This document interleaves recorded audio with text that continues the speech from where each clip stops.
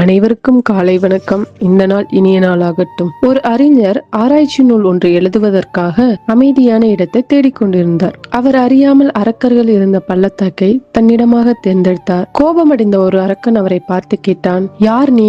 இந்த அமைதியான பள்ளத்தாக்கை கெடுக்க வந்தாயா என்றான். தயவு செய்து என்னை மன்னித்து விடு.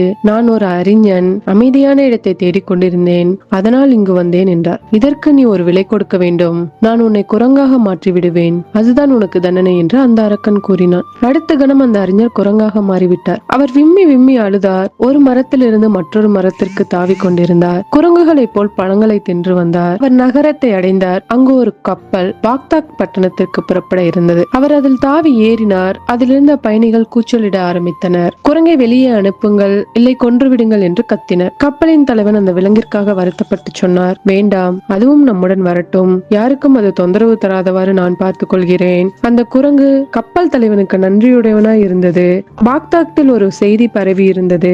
அரசனுக்கு ஆலோசனை கூறுபவர் இறந்து விட்டதாகவும் அரசர் அந்த இடத்திற்கு தகுதியான ஆளை தேர்ந்தெடுக்க விரும்புவதாகவும் அறிவித்திருந்தார். இப்பதவியை விரும்புவோர் ஏதேனும் ஒரு செய்தியை தகுந்த முறையில் எழுதி அனுப்பலாம். அவற்றுள் எது மிகவும் நன்றாக உள்ளதோ அதை எழுதியவர் ஆலோசகராக தேர்ந்தெடுக்கப்படுவார் என்று அறிவிக்கப்பட்டது. அந்த குரங்கு அறிஞரும் செய்தியை எழுதினார். அரசருடைய சேவகர்களும் மற்றவர்களும் நகைத்தனர். இங்கு வேடிக்கையை பார், இந்த குரங்கு அரசருக்கு ஆலோசகராக போகிறதாம் என்று கேலி செய்தனர். ஆனால் எல்லா செய்திகளிலும் அரசரிடம் எடுத்துச் செல்லப்பட்டனர். அரசர் எல்லாவற்றையும் படித்தார். அந்த குரங்கின் செய்தி மிகவும் நன்றாக இருந்தது. அந்த குரங்கை நேர்முக தேர்விற்காக அரசர் வர சொன்னார். குரங்கு நல்ல கம்பீரமாக உடையணிந்து குதிரை மேல் ஏறி பாக்தாத் தெருக்களில் ஊர்வலமாக வந்து அரசரை சந்தித்தது. அரசவையில் அதனிடம் நிறைய கேள்விகள் கேட்கப்பட்டன.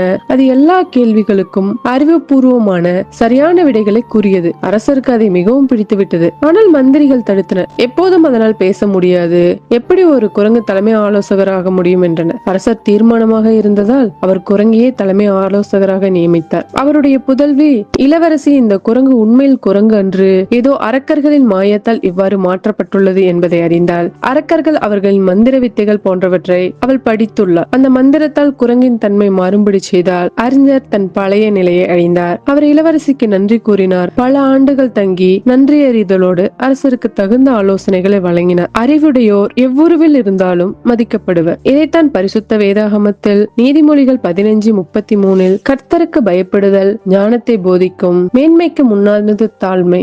ஆம் பிரியமானவர்களே, நாமும் கர்த்தருக்கு முன்பாக பயந்து தாழ்மையுள்ளவர்களாய் இருக்க வேண்டும். God